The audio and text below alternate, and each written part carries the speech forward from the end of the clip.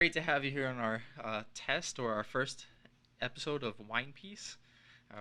The idea behind this is to have the One Piece fanatic introduce a friend who is also a big anime fan to the incredible world of One Piece, but also kind of acknowledge that it's a big undertaking.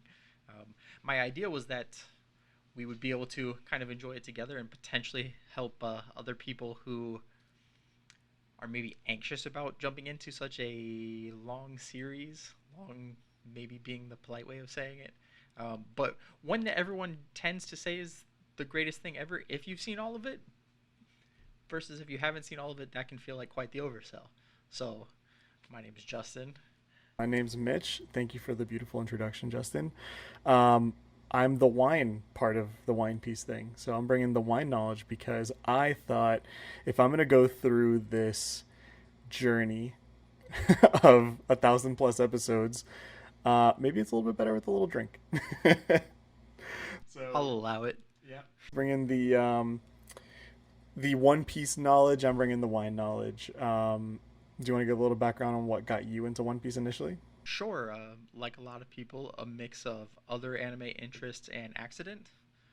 For Accident. Oh, like when you've been through other long running series, like we grew up on Dragon Ball Z, which was around a lot, and we grew up with it on Cartoon Network, where once the series was over, it started up again, and there's not a whole lot else to watch, so you'd watch it again.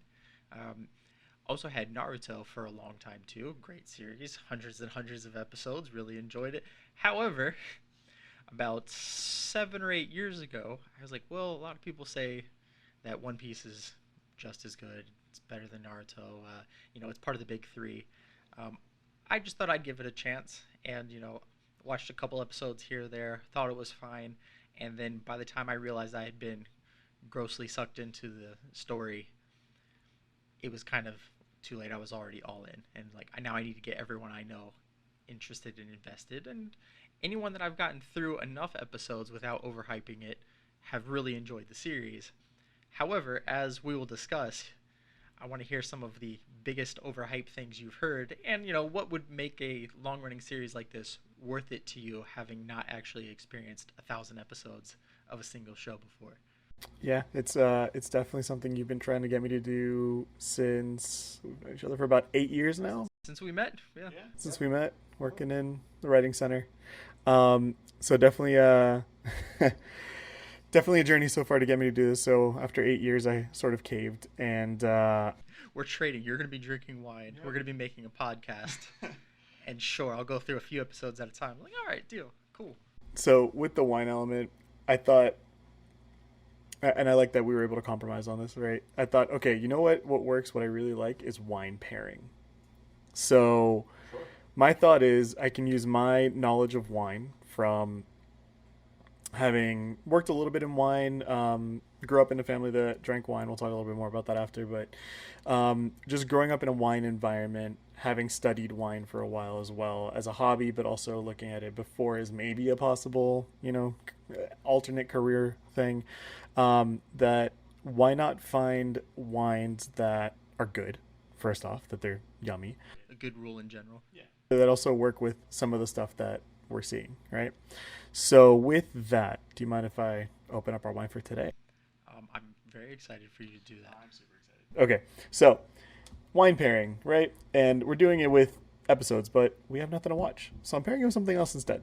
So we're gonna start with this right here. The camera, you can see it while we have shots later coming up. Oh, hi camera.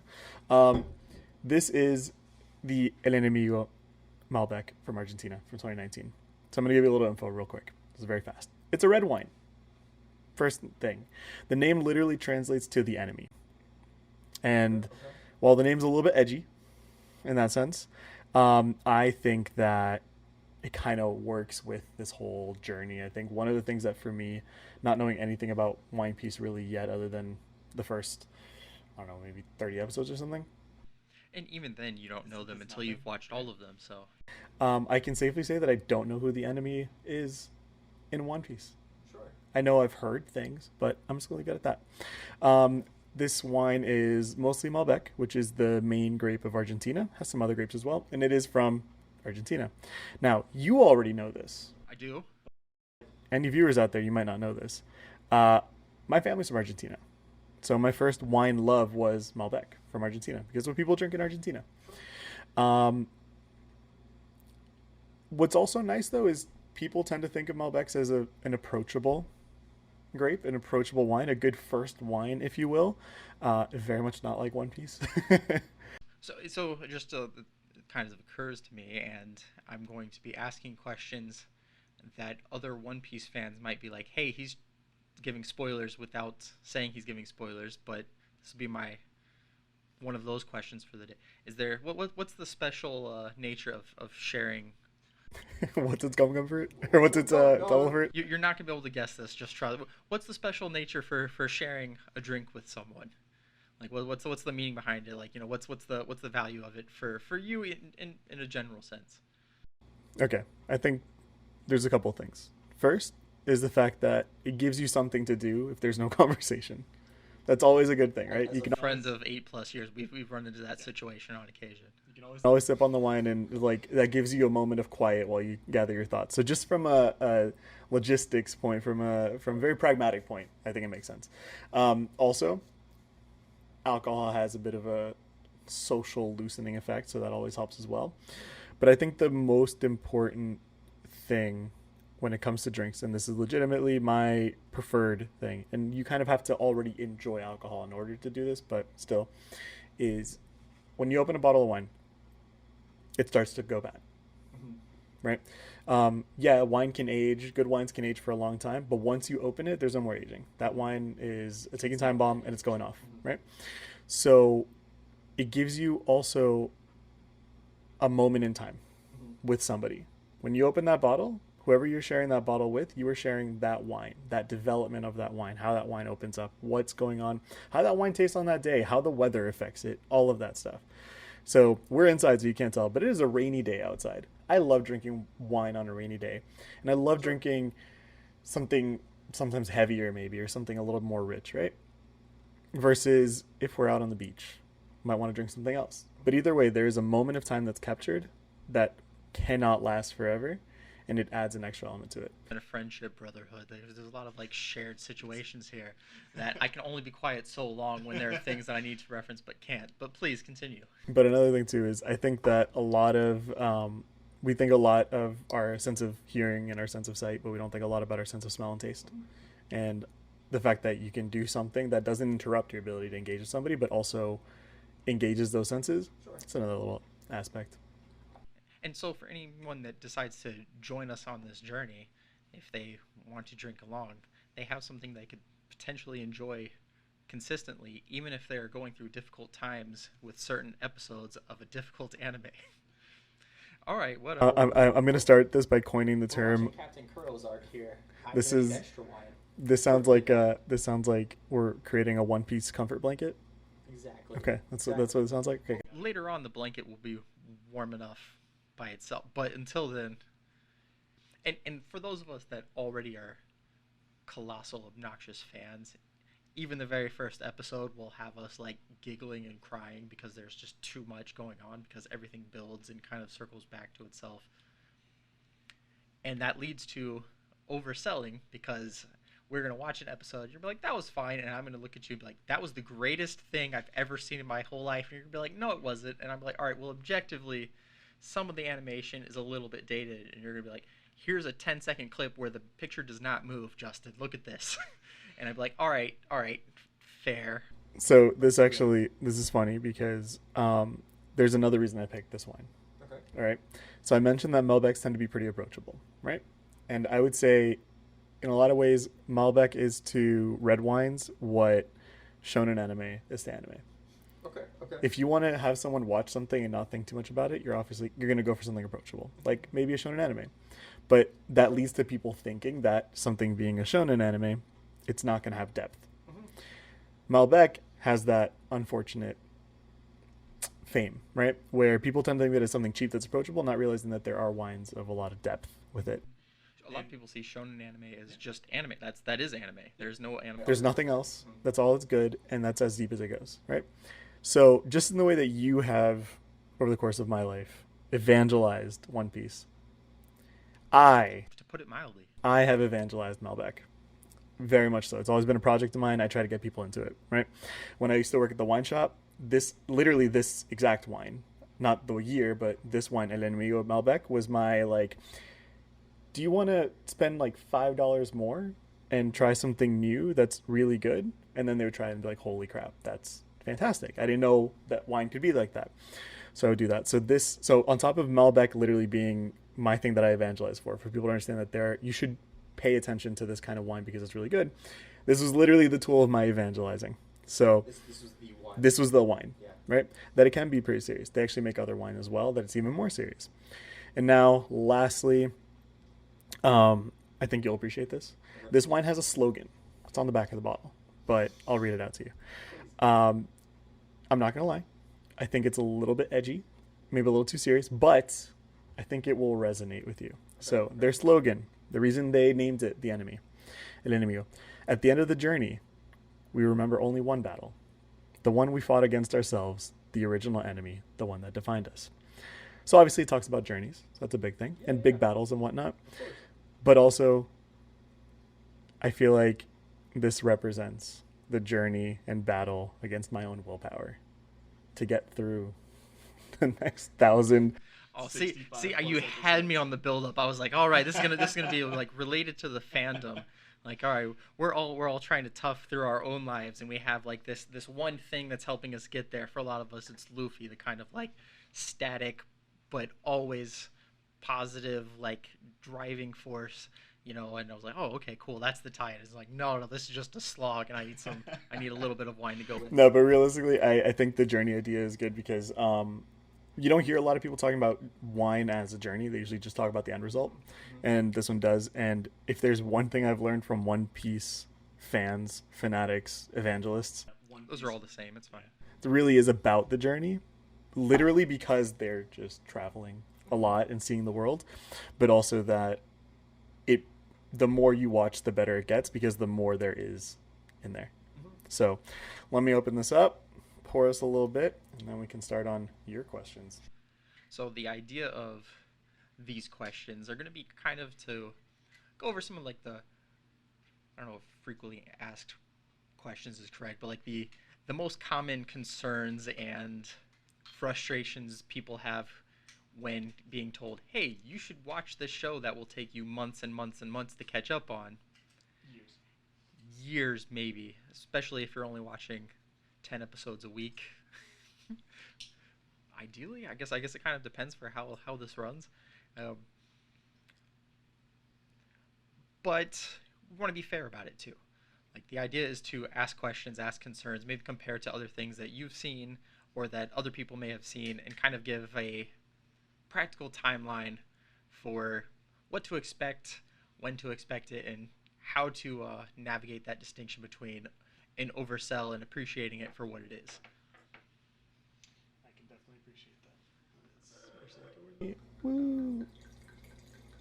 The people at home get a cool little shot of me pouring wine. Oh, dropped it on a little bit of mine.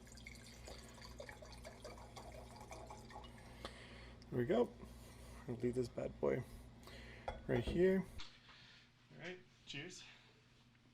Let's see if I can do this.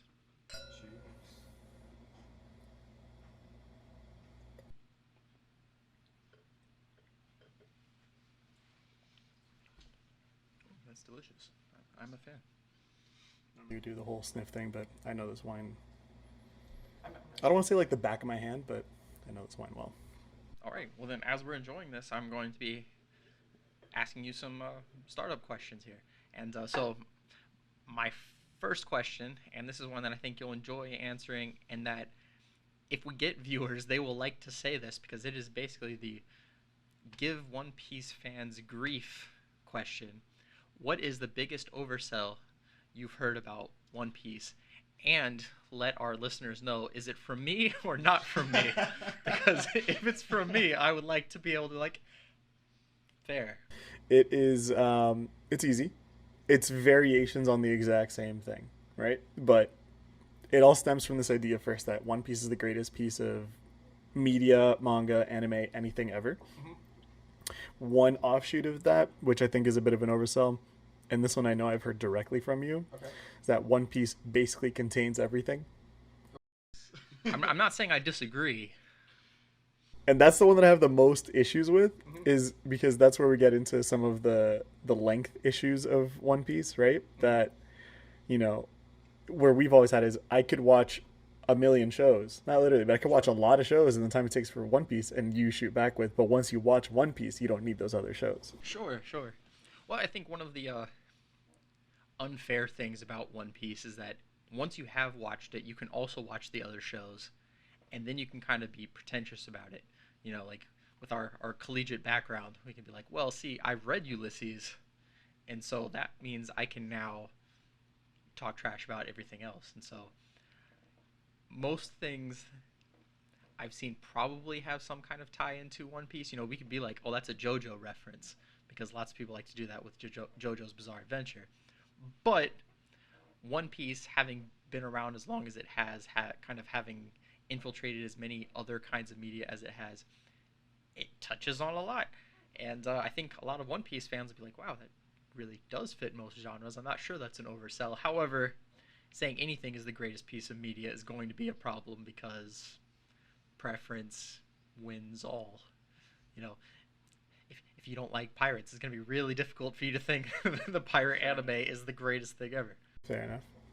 And to our viewers, listeners, tell us some of the other oversells you've come across. Or that you have said yourself. Oh, that's true. Yeah, if you are the fan of One Piece, give us your best oversell.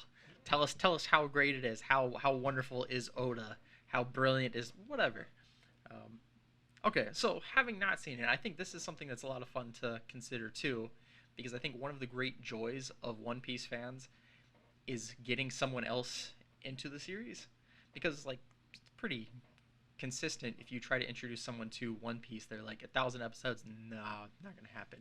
So when someone starts getting into it, that's kind of a big thing for us. We're like, yes, I've enriched someone else's life just like One Piece has done for me.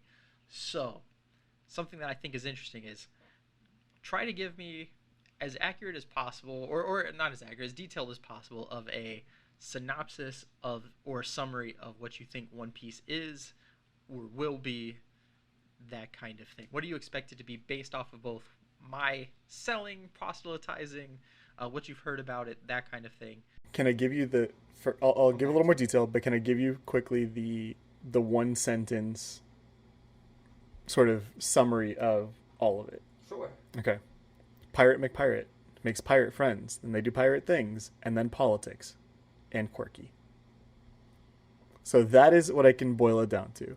With more detail, though, I mean, from what I've heard, and from what I've seen, because like I said, I watched a little bit, but maybe like 30 episodes worth. Which is hilarious, because to a One Piece fan, 30 episodes, oh, that's like nothing, and to a non-One Piece fan, that's like 3 weeks, 3 months. That's 2 seasons of an anime, or one long season. Right. For a lot of 12 episode anime.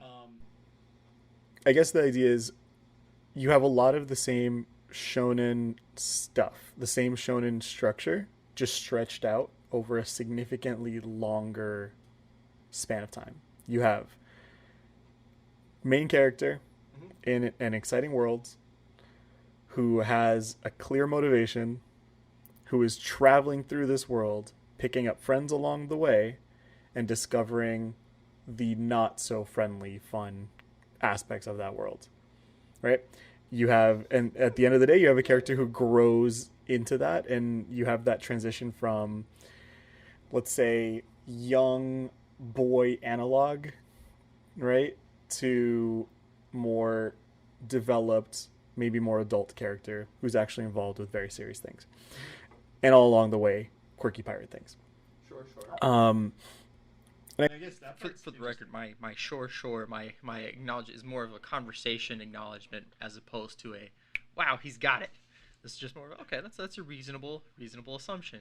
So in that sense, it's like if you take maybe a standard shonen anime that is looking to, within the first 5 episodes, introduce you to all of its characters, and then from there just have those characters go through stories that are occurring in their world, it seems like One Piece is much more stretched out, and it's going to find its crew along the way. You're going to find more characters along the way, more crew. The world's going to change, and the world's going to open up.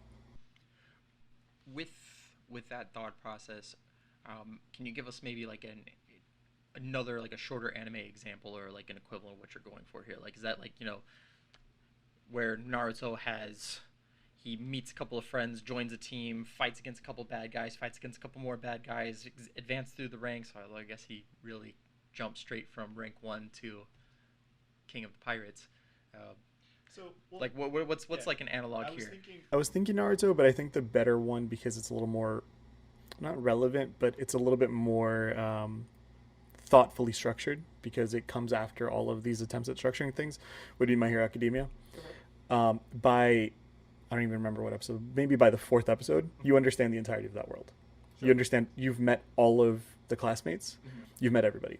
From there, you're still going to introduce new characters, but it's going to be small additions of 1 or 2 characters of a small group, and obviously your new villains, not entire changes. The things that you learn from episode 1 stay consistent through whatever season we're on. I think we're on season 5 or something. Mm-hmm. It stays consistent through all of that, but it never feels like when you're in a video game, you're in some kind of dungeon crawly thing, and you just see the dungeon start to open. To me, most shonen anime don't feel like you're opening up parts of a dungeon. It feels more like you have the map already. You know where the rooms are, and you're just waiting to see what's in the rooms. Okay. Right?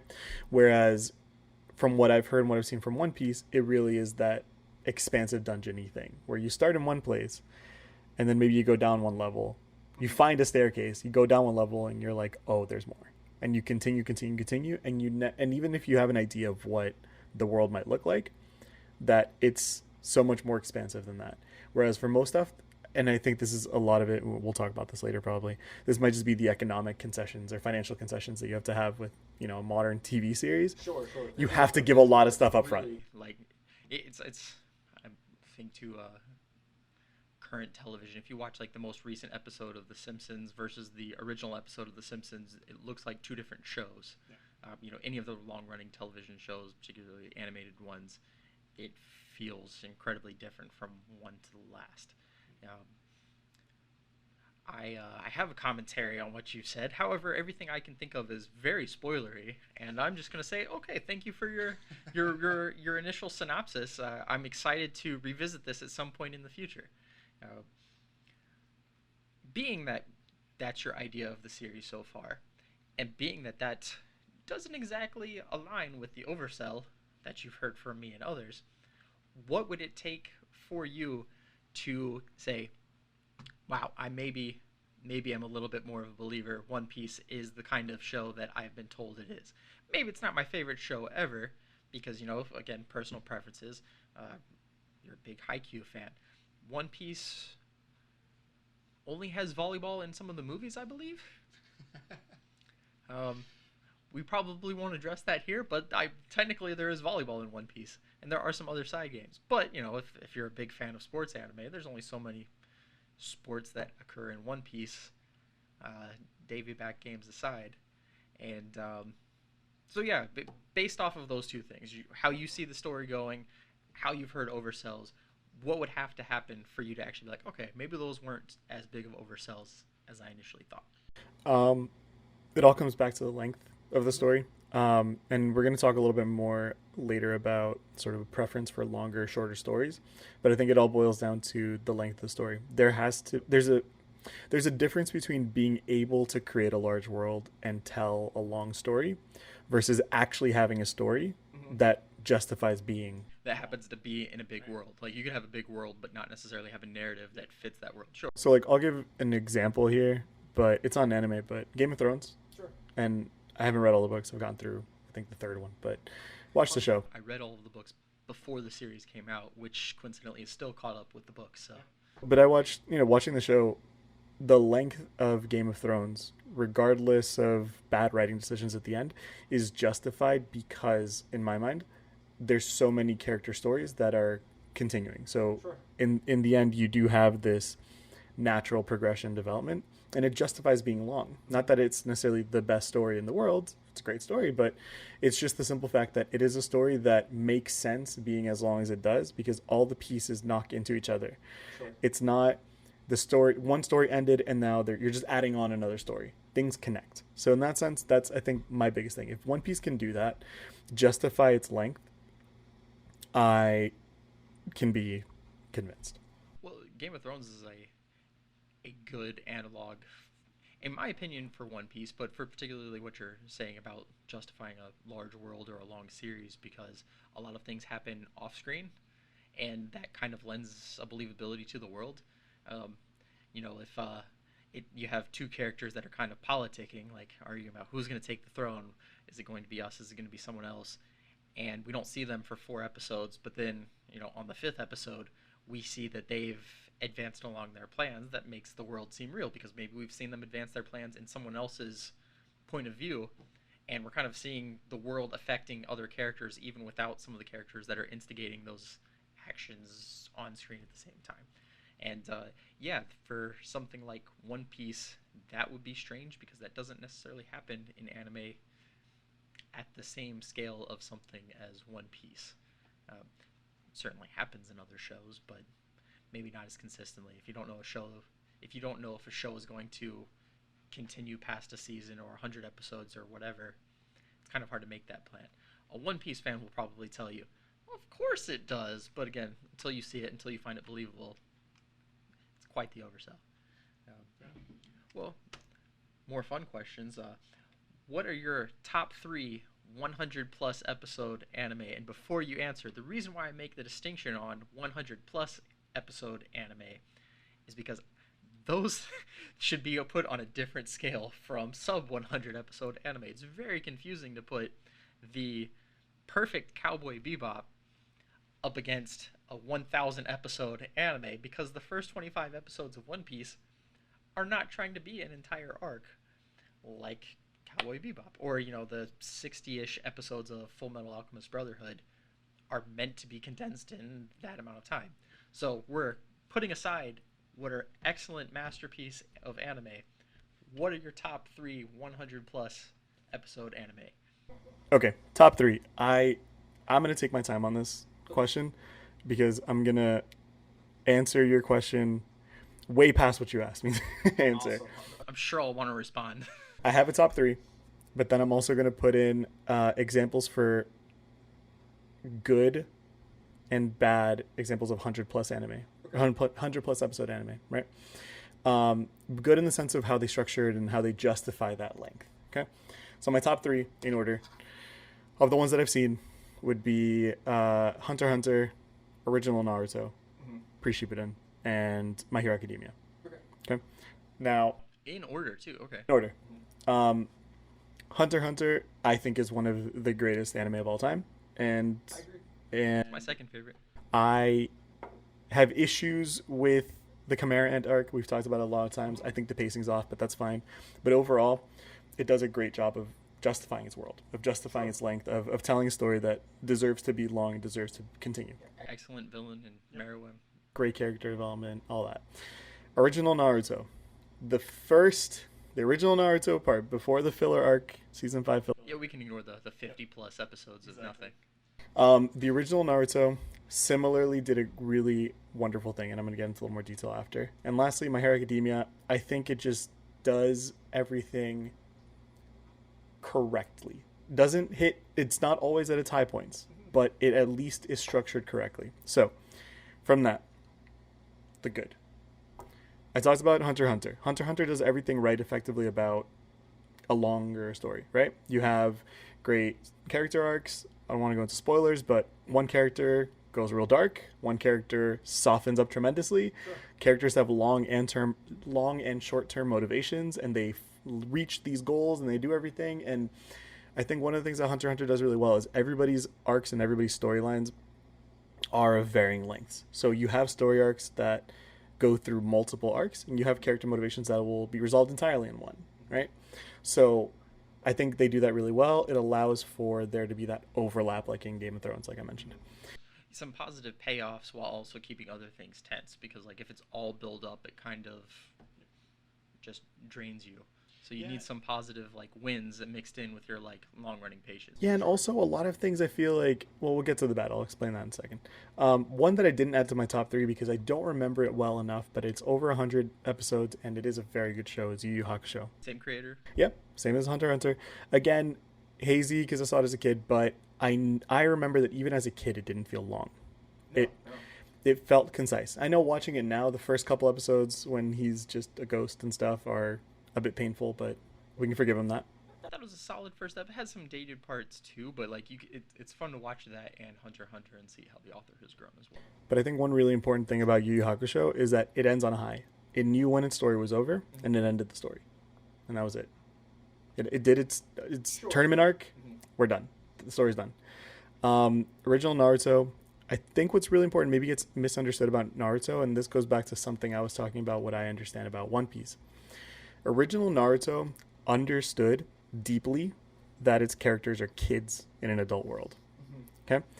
And it uses that to develop their stories and their characters, right? They are incrementally being introduced to a larger world. Like, you know that these other lands exist, but then the characters get to experience it, and that adds something to them, whether it takes away their innocence or it pushes their motivation to become Hokage, whatever it is, more and more and more. But it starts off as kids who are learning to become adults. Perfect. My Hero Academia. What I think My Hero Academia does really well, like I said, it does give you all that information about its world, and then it complicates the world incrementally. There's seasons and enemies and stuff that are just not great. The story dips a bit, but it's not bad because it's structured incorrectly and they decided to do something that's stale or whatever. It's just bad because they made a decision that just wasn't as interesting as what happened before, right? Sure. It's a little bit of almost like power scaling. If you have a less interesting power come after a very interesting power, it's hard to be as invested in. Oh, I'll talk about power scaling. I will talk about power scaling in my bad. Talk about interesting powers versus uninteresting powers and how to make them work, considering we're about to watch a show with a rubber man as the main character. I think with My Hero Academia, they did a good job if people are caught up with it. With the last season, inverting things enough, giving enough of a change to make it more interesting again, to keep it from getting stale. So just something there where it does everything right. It doesn't do everything to the best degree, but it does everything right to continue telling a longer story, and it can continue going. The world, I feel like, is growing in the later seasons in a way that maybe could have been set up differently in order to set it apart, because I think when we had Overdrive, we had this idea of, okay, the world is starting to get bigger, but then it almost got resolved there, and the full sense of the entire world felt odd or less consistent, less real. I'm not sure. Maybe you can kind of. I get it. I feel like something odd about it. I think what's important is that when My Hero Academia is doing things well, it's properly playing with stakes, and when it dips, it removes stakes. So if you look at a lot of the stuff that My Hero Academia, the good parts of My Hero Academia, there are clear stakes in place, right? Whether it's, again, without spoiling stuff, right? Whether it's characters who are no longer able to fight or whatever, there's always stakes, right? It doesn't have to be somebody dying or anything like that, but there's always something there.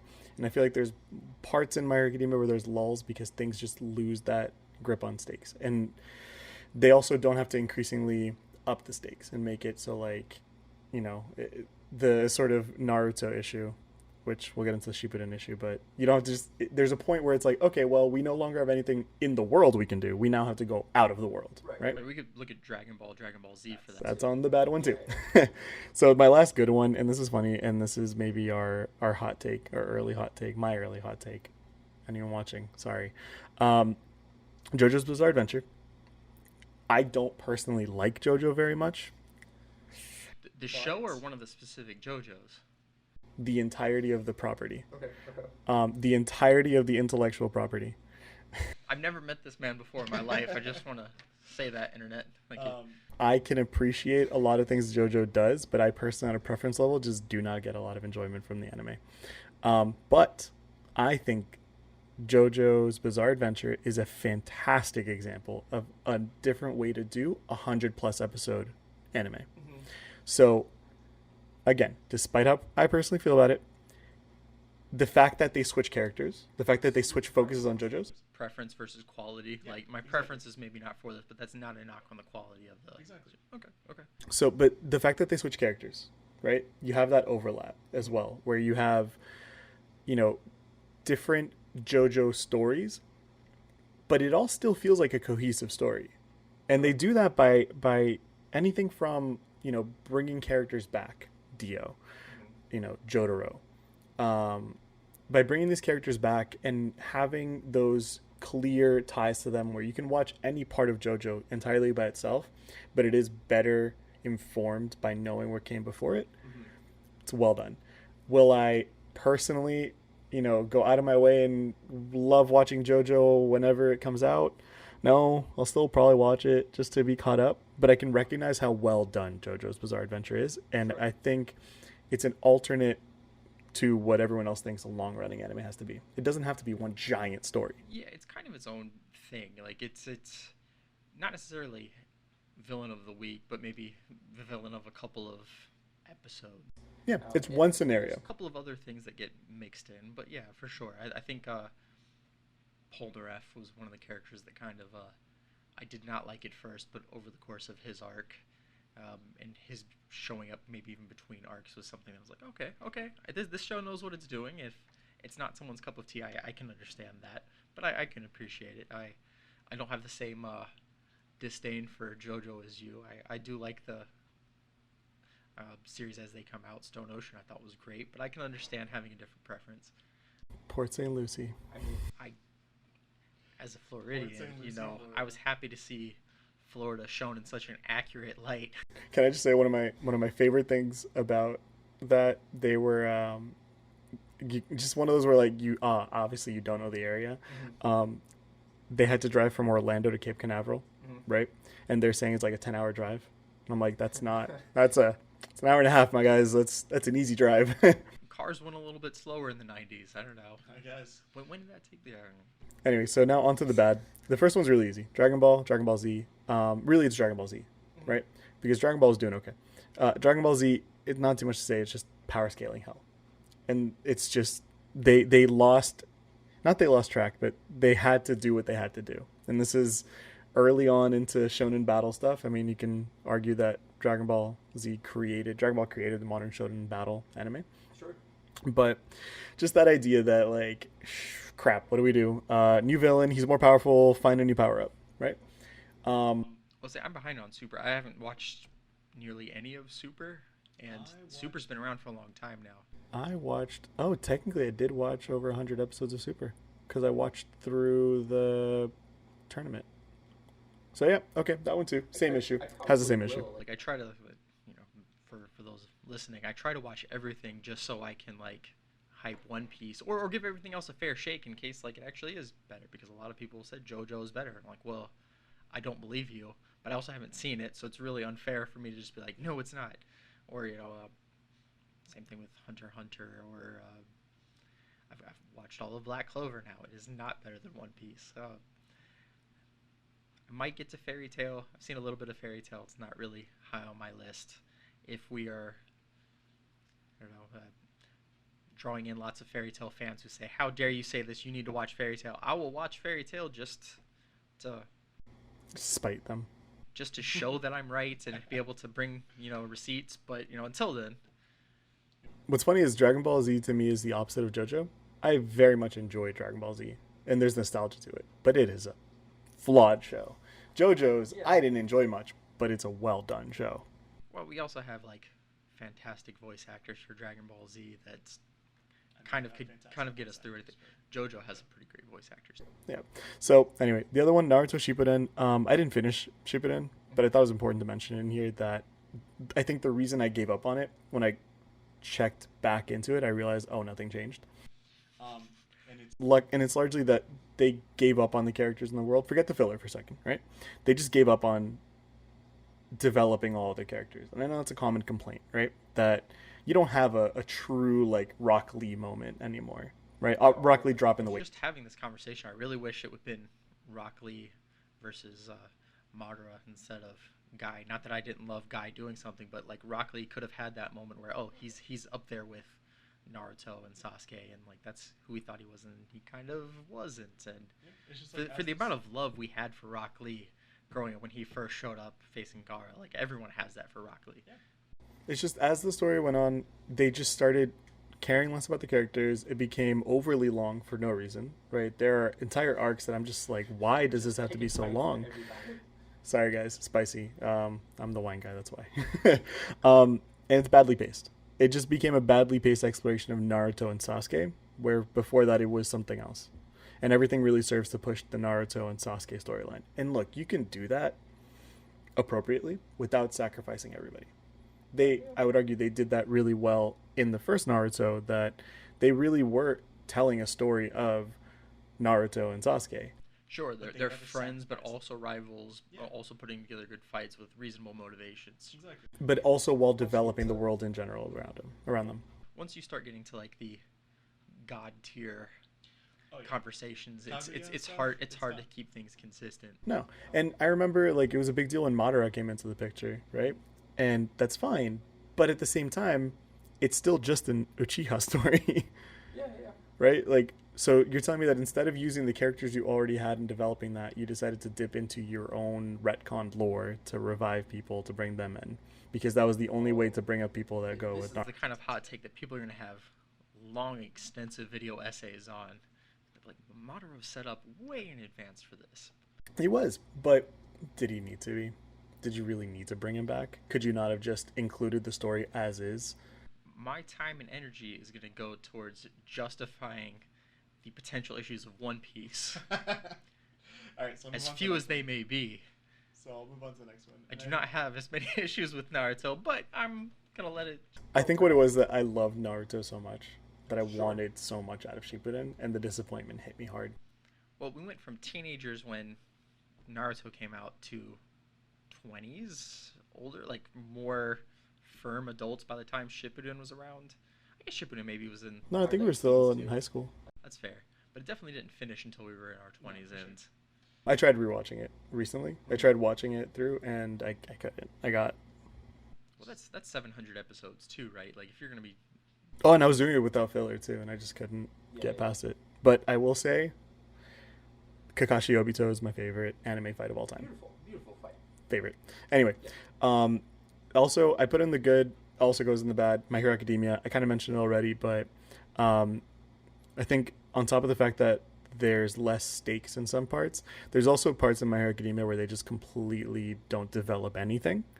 Not just character development, but plot. Really nothing happens that's consequential to the world, and I think that's something that needs to be watched out for. I think they do better in the late seasons, or in the latest season. Yep. So I think that's something to just keep in mind, that like if you have a lull or a dead zone, that means your story could have been shorter. Fair. Right. But yeah, so that is my long-winded way of saying Hunter x Hunter, Naruto, and My Hero Academia are my top 3 100 plus anime, 100 plus episode anime. Awesome. Well, it's funny, you've mentioned it a couple times, and I was going to ask you what your thoughts are on filler, but it seems like you're firmly in the camp of skip it. Oh, no, actually, no. Here's the thing. My issue with My Hero Academia, for example, it's not that it has filler. It actually doesn't. It's a few episodes, but I have issues with some of the canon stuff that happens in the middle. No, I get that, but I'm curious about filler specifically. One Piece has, I think it's maybe 100 episodes of filler, which sounds ridiculous since that's most shows, or 100-ish episodes, but it's 100 episodes stretched out over 1,000 episodes. 10% for a long-running shonen is mild, since I think Bleach and Naruto are at like 30 to 50. I think filler, if used sparingly and it fleshes out your characters, can be fantastic. When it's used as just like random story points that don't do anything, that are inconsequential to the larger story, that's a problem. So I have 2 examples, good filler, bad filler. One is a non-anime anime. The other one is an anime. The good one, the most anime, not anime. Okay. Avatar: The Last Airbender, The Tales of Ba Sing Se. Okay.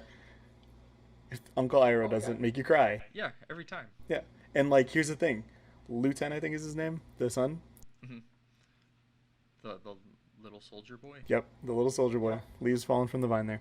Um, you see him in a picture. Hmm. You never meet him in anything.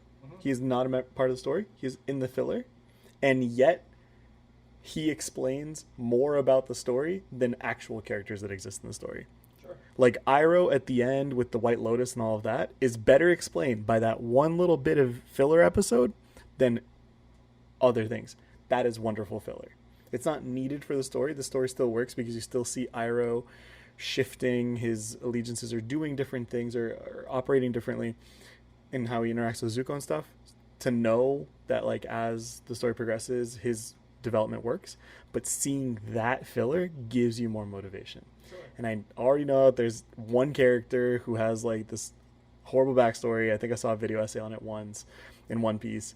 I know there's a lot, but like there's one that I have. All of them have like No, terrible, upsetting backstories. There's one. I think he has a like a baby bib thingy. Oh yes, that would be Senor Pink. Okay, so that bad filler. I'm gonna call it out again. Naruto season 5. Okay.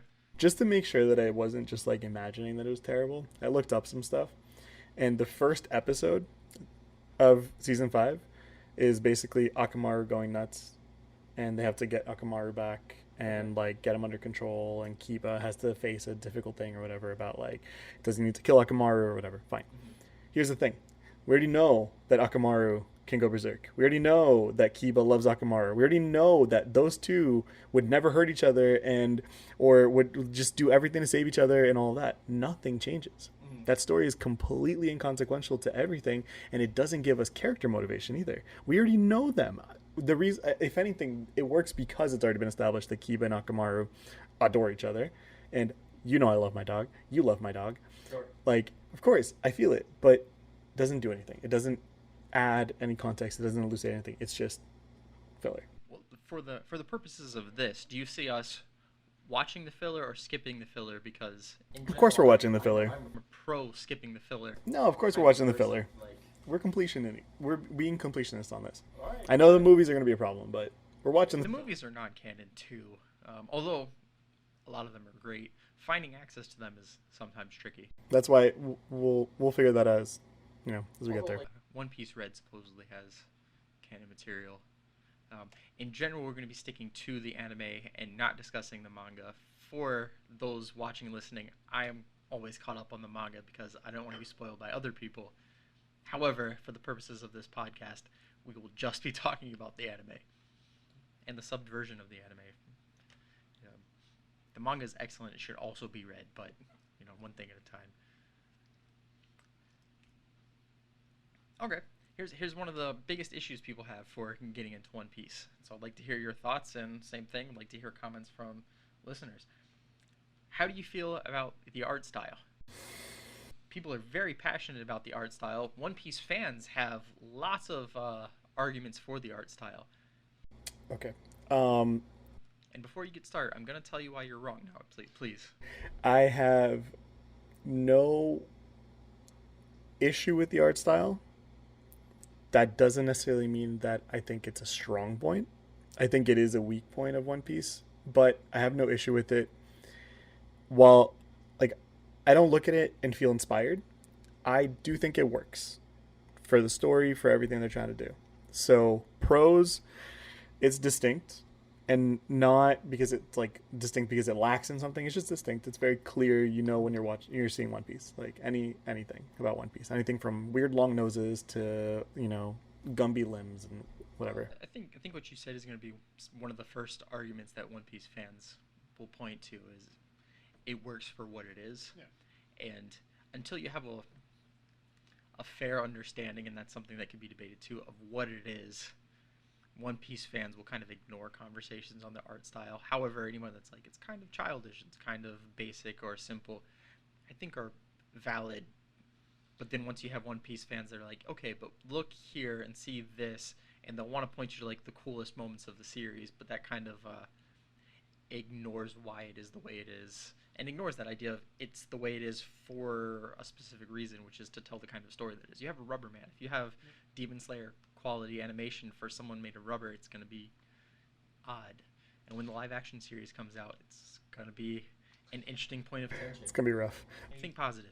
I think so. I think here's the thing. It's easy to maybe look at One Piece initially and thinking that it's out of a lack of skill or a lack of effort, and it's clearly not. There's enough detail, and the characters get really complex, right? Mm-hmm. That it's obviously not lazy. It is a thought through decision to make the art style look like this, whether it's just because Oda wanted it or because he was thinking ahead. There's clearly depth. It allows for creativity. It allows for outlandish designs, right? I can't think of a lot of anime that could pull off a swan man, a swan ballerina person. And make it still seem like it's a believable in this world. Yeah, and fit. The cons, they relate to sort of the same thing. You're telling a long-running story, right? And it's one that it is a serious story at the end of the day. The goofy quality, I can already see possibly undermining some of the more serious moments. The goofy quality of the animation. And I haven't seen any animation or action that wowed me.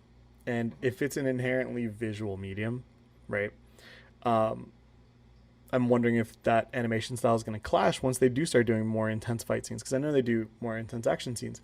And in that sense, maybe that's a great argument for the manga, but for reading it as the manga, right? But I'm wondering how animation will work with that, whether it's going to look to Looney Tunes rather than shonen anime.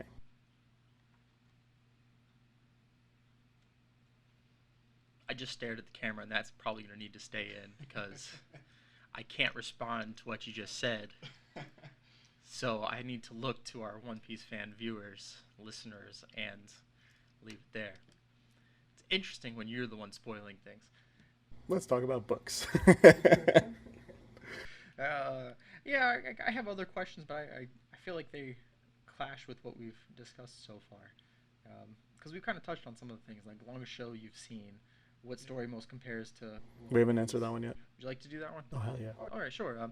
Out of the stories you've read, the shows you've seen, the movies you've watched, having not seen One Piece, which do you think compares most closely with what you imagine One Piece to be? Hunter x Hunter.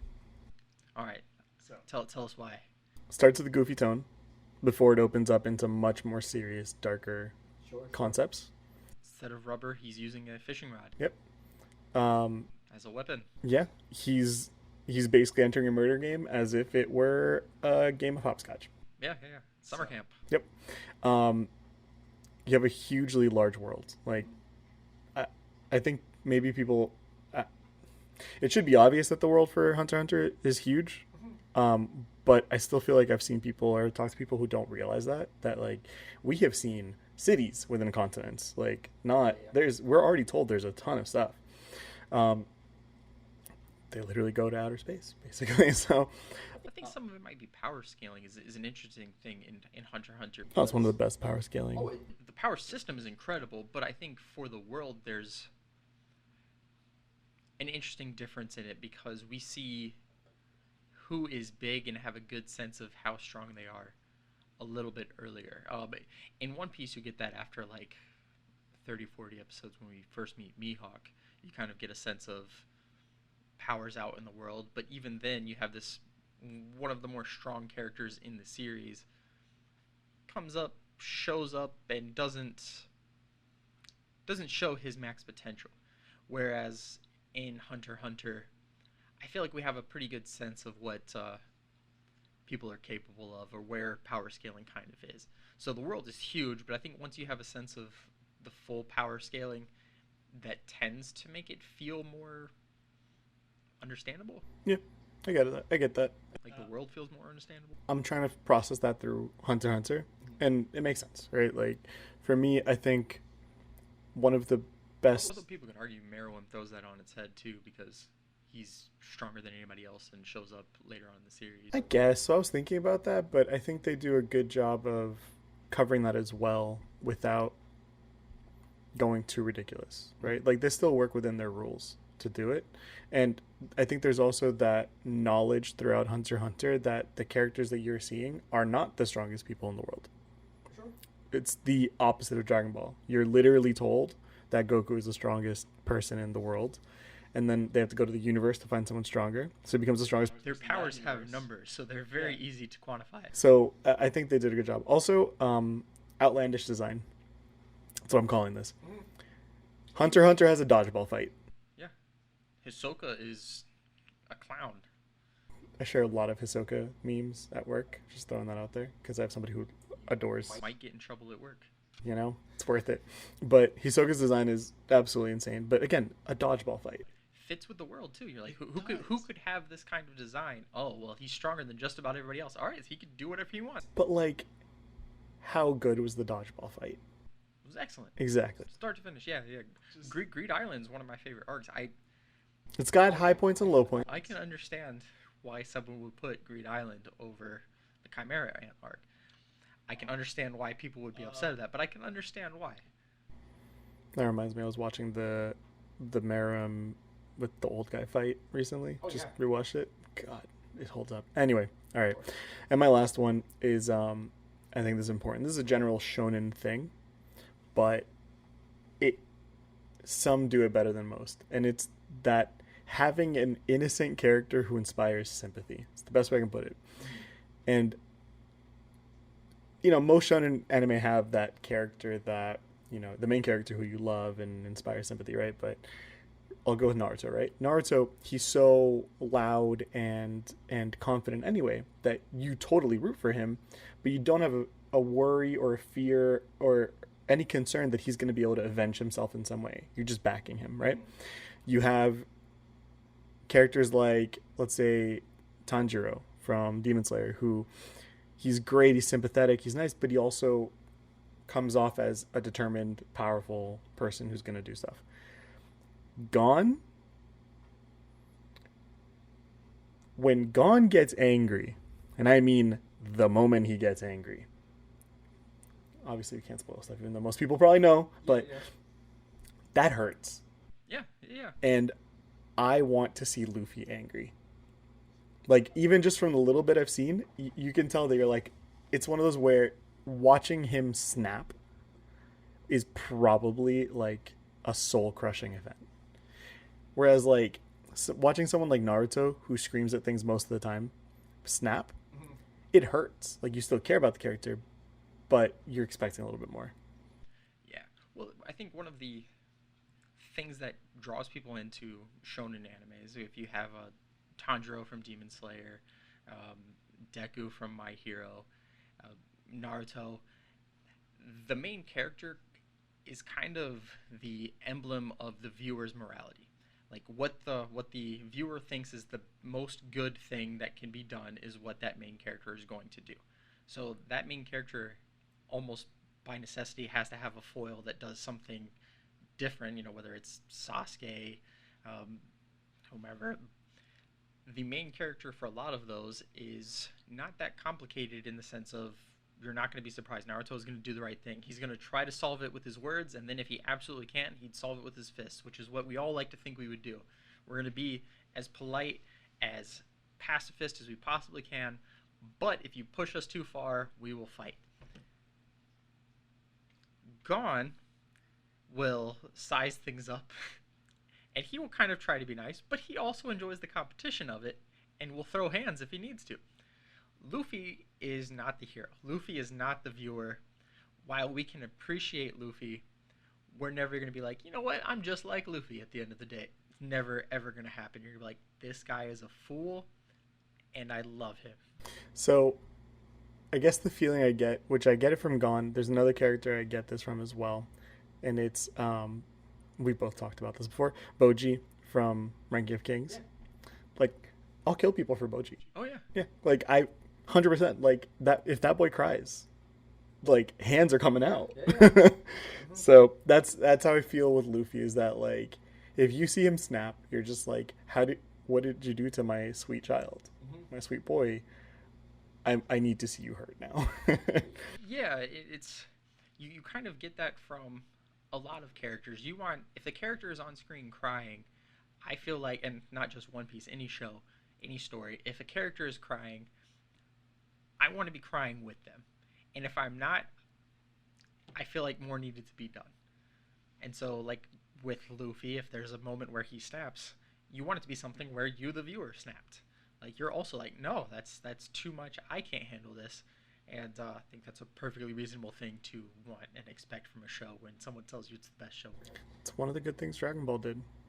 It's when Goku Super Saiyan. That one worked. At least that time, yeah. At least the one time. Spoilers for Dragon Ball Z from the 90s. Yeah, when Krillin gets killed for the 15th time, and in the most brutal way, like it's not great. And Goku snapped. Yeah, I was snapping right there with him. And yeah. I think I have one question that I think would be good for this. And it's something that you mentioned earlier, and I wrote it down because I think it's a good one for getting into a long running series. When do you, or maybe you can give examples of like shows that could have ended on a high point, you know, at the top of their game, versus they dragged on for too long. And if One Piece is going to be longer than all of them, how do you see it managing to not do that, not overstay its welcome? Because obviously fans will be like, it's only getting better. It's 1,000 episodes. It's longer than The Flash. It's longer than Law and Order, which I don't know if that's true. It's probably not. But you know, it's longer than these series, and it's only getting better. But in a lot of shows, a lot of series, we see like, all right, we're on Fast and the Furious 11. You could have stopped somewhere else. They're making money. That's why they're not stopping. I totally get it. But One Piece fans tend to not think One Piece is only happening for the money. It's happening because the author likes writing One Piece. And we enjoy the ride and the fact that it still feels like a single story. So what are some shows that you think have overstayed their welcome, and how will you know that One Piece has not done that? Okay, so I think the first show that I really had that experience with, of like, this has gone on for too long, because obviously when you're a kid, you see shows that are long, you don't really think about it. So the first show that I noticed, I was like, dang, this needed to stop, it was probably The Walking Dead. Sure. And I think I stopped before other people stopped with it. Like, I know people say that really, like, it's when you get to Negan, then it's just like too much. Yeah, I was offended because of the decision to kind of cheat. You know, they had this build up for what's he gonna do, who's he gonna kill, and like if the season had just ended on Negan's action, you know, Negan shows up, he did this, we're horrified. Instead of being like, oh, he did something, but you don't know what. Now you get to wait a few months, and we'll eventually tell you. I was like, this is like gotcha questioning or gotcha viewing, as opposed to just appreciating the story. I never even got there. Yeah. I gave up earlier because it was just becoming, like, I guess it's a matter of expectations, right? You're setting something up. You're setting certain characters up to do stuff, and you have to maintain some level of consistency. And if you can't maintain consistency because you have to change the entire way that things are going to operate, you need to do something drastic rather than just making characters do things differently, right? The whole jumping the shark issue. So for me with The Walking Dead, when it started to get to a point where characters are actively going against the motivation they've had all along, which is to find stability, when they start doing things that are inherently unstable to their mission, becoming commandos and like, yeah, right? And it's like super great soldier warrior. Yeah, it's like, now this doesn't make sense, and you can make that work, mind you. Like there's great stories that run on characters changing their motivations.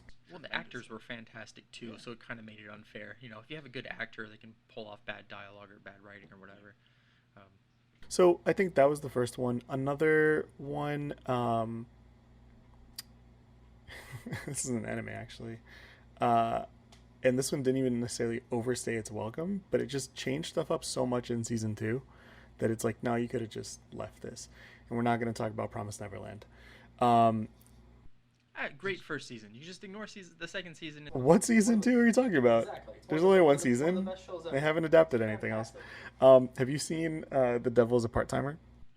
No. Okay. The Devil is a Part-Timer. First season, amazing. Right? Do you know the concept? I've seen a little bit of it, like, okay. You know, a few episodes. For those of you who haven't seen it, real simple. It's a reverse isekai. Yeah. Okay. So Satan or Lucifer or whatever, and he gets transported from his demon world into modern day Tokyo, has to survive, works at a McDonald's. Yeah. At a McDonald's to make ends meet, and he's basically just living life as a part timer, living in a rundown apartment and all that, right?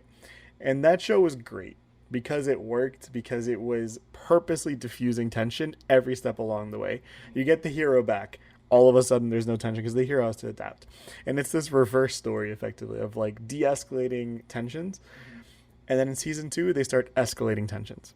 And I guess it makes sense if you think about it logically, like, oh yeah, bring in new tension. Once you de-escalate it to ground level, there's nothing to do but to escalate. Right? But like instead I think that it probably could have just leaned into him, for example, getting a promotion. He was already a manager at a McDonald's, right? Go do more. Or now you're starting a new life, like have him integrate more into society. I don't know. There's a lot of options. I haven't seen it. Now I want him to be like the CEO of McDonald's That's and what I'm saying, to hear. Yeah, and then run it like a demon army. Like it's just, that's what you do. But I don't know. So I think that one, it's not so much that it overstayed its welcome, but it sounds too real.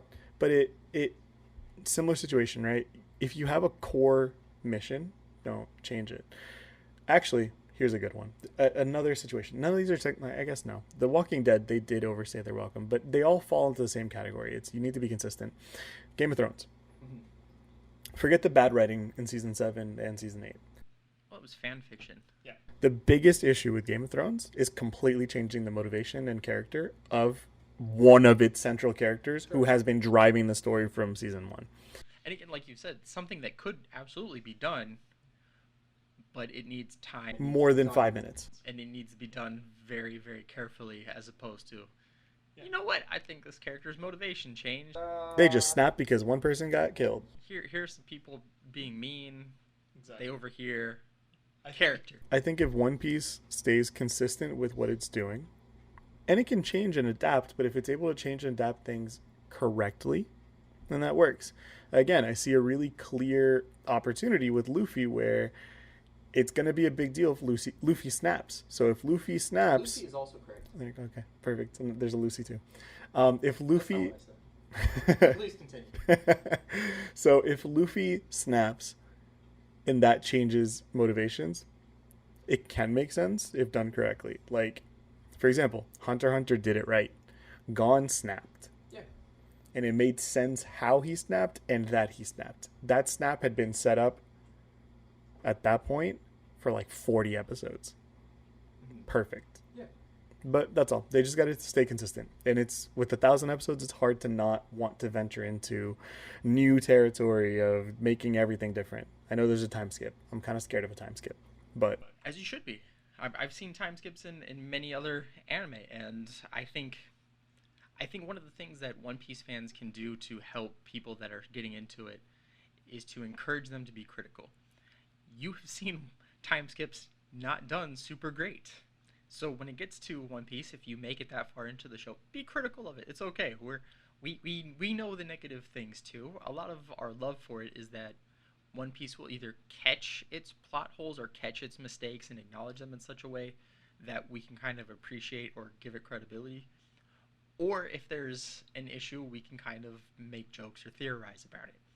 But yes, be critical of it. See, okay, was there a time skip here? Was it necessary? Does it make sense? Are there things that I need to know that are explained after this time skip? I think those are perfectly reasonable questions, and you'll probably will have those and more. But yeah, we'll get there. all right, now on to watching One Piece. On to watching One Piece. We hope that people will join us in this adventure. Have some wine based off our expert recommendations. We'll post them ahead of time. We got an Instagram, so. Nice. All right, so see you next time. If you're watching us on YouTube, got to do it. Like, comment, subscribe. If you are listening to us on a podcast app, please leave us a review. It always helps. And subscribe to us so you can know when we are releasing new episodes. Other than that, thank you so much. Yeah, Justin. Mitch, bye.